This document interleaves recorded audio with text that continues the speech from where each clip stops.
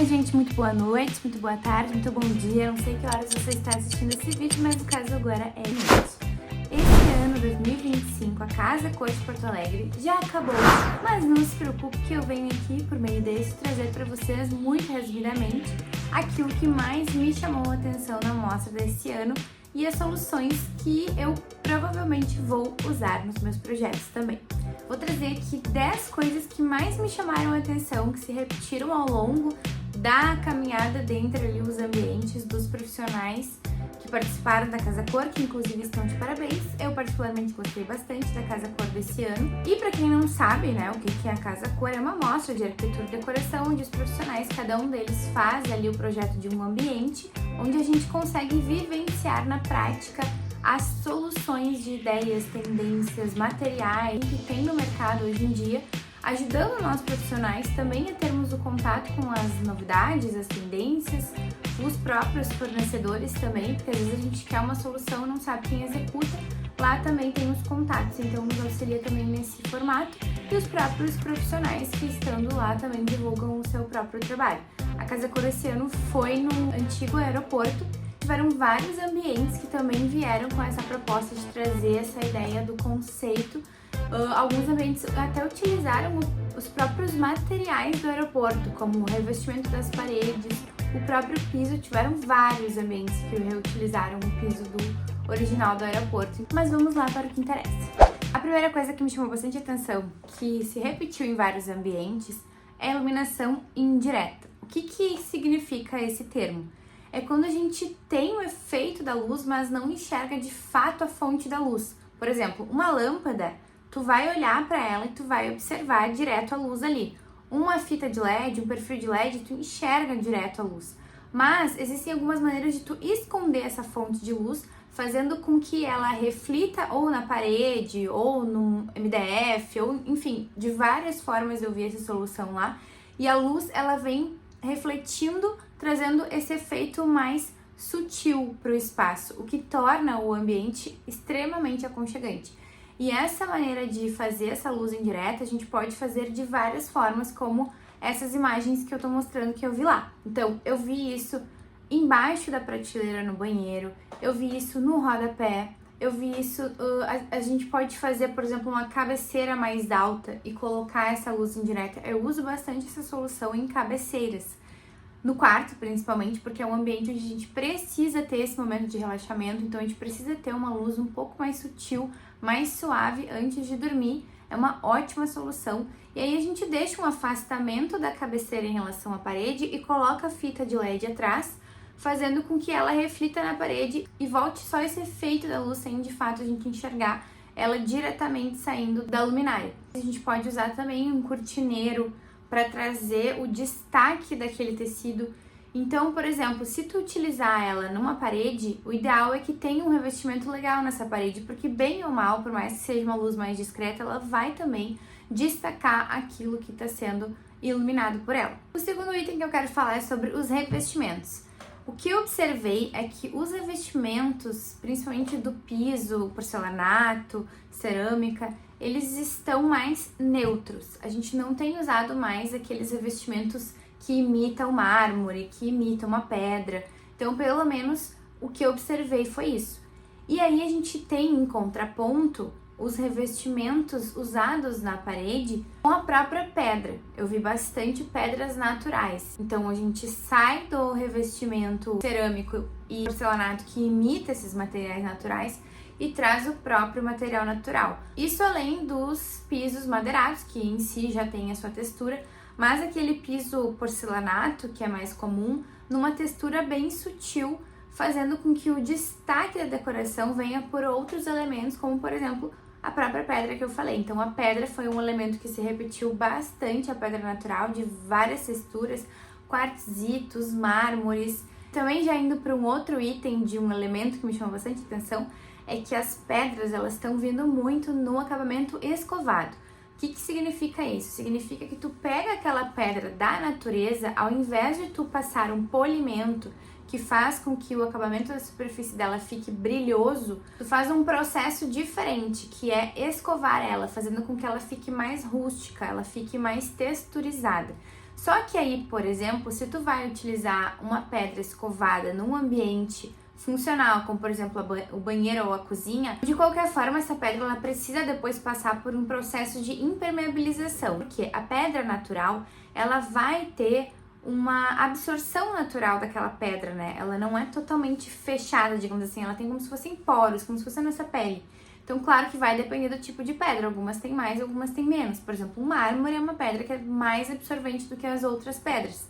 Então, se tu for, por exemplo, usar um mármore na tua cozinha ou no teu banheiro, tem que impermeabilizar e tem que ter uma manutenção de tempo em tempo para não acontecer de manchar, porque daí se tu deixar alguma coisa líquida ali, ela vai ao longo do tempo absorver e isso vai causar manchas na pedra.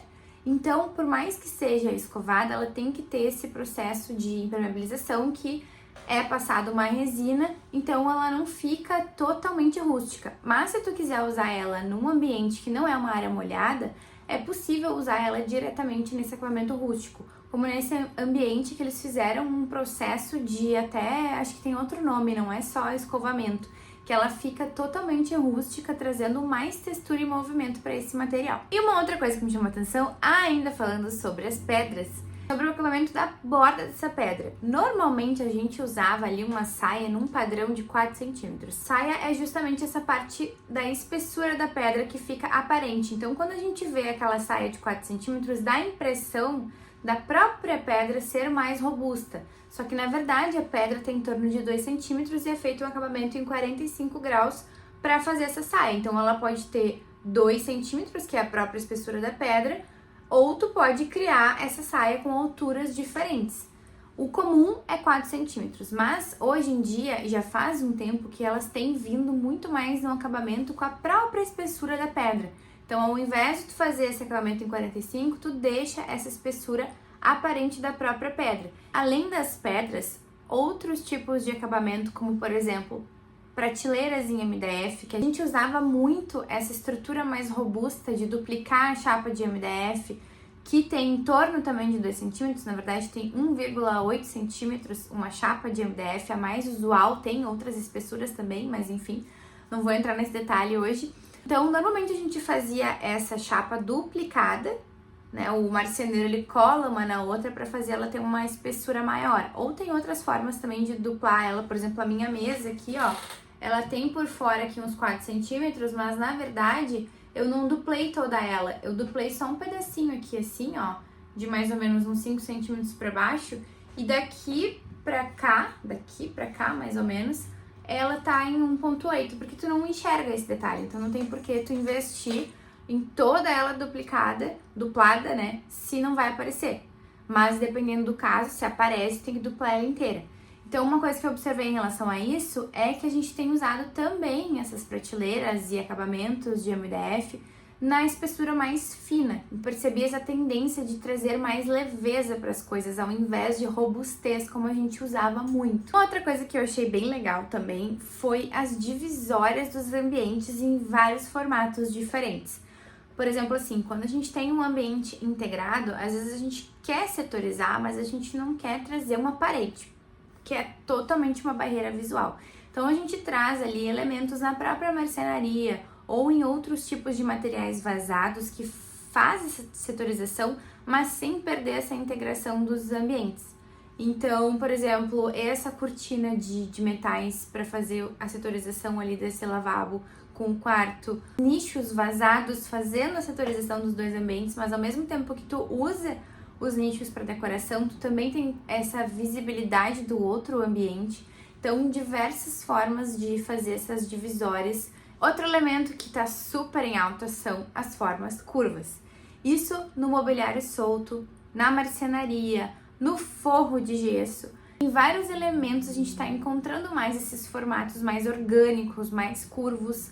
Desde a pandemia, que inclusive eu fiz um vídeo aqui na Casa Cor, se eu não me engano, de 2021, em Floripa, eu acho que foi, que eu já trouxe também essa observação que era uma tendência a trazer os elementos curvos, porque desde a pandemia, a gente, né, tendo que ficar isolados, sentimos falta de ter esse contato com a natureza, né, que na verdade isso é algo que é extremamente importante para nossa saúde mental e para o nosso bem-estar. Cada vez que a gente, né, seres humanos, que viemos da natureza, nos afastamos dela, isso acaba nos prejudicando de diversas formas. Então, quanto mais a gente consegue trazer a natureza para dentro de casa através de formas, através de iluminação. Iluminação é uma coisa que eu tô sempre falando aqui, que é importante ter luz amarela dentro de casa, mas isso é um outro assunto que eu não vou falar agora. Então, assim, elementos curvos estão super em alta. Isso, na teoria, e justamente falando dessa função do nosso conforto, do nosso bem-estar, é uma solução extremamente interessante. Porém, na prática, a gente sabe que os móveis curvos, eles são mais difíceis de executar e justamente por esse motivo acaba aumentando significativamente, acaba aumentando bastante o custo da mão de obra. Então, aumenta, consequentemente, o custo total da obra, enfim, da marcenaria, né? Eu sei disso porque o meu esposo é marceneiro, então eu tenho esse contato direto com ele e sei como é difícil fazer um móvel curvo. Então, por esse motivo, além de demorar mais tempo, ele tem uma dificuldade que às vezes não dá certo, tem que refazer, perde-se às vezes uma chapa na tentativa de fazer a curvatura do móvel. Então, existem maneiras de fazer essa curvatura sem necessariamente curvar a superfície da lateral do móvel.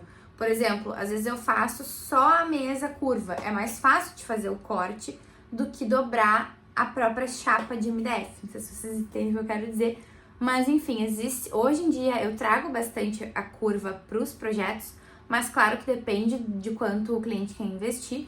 Eu tento trazer de formas que sejam mais fáceis de executar para não encarecer tanto o orçamento final da obra, né? Mas fora essa parte do custo, que é bem importante, fica extremamente bonito no espaço, faz o espaço ficar mais contínuo, mais fluido do que cheio de quinas, né?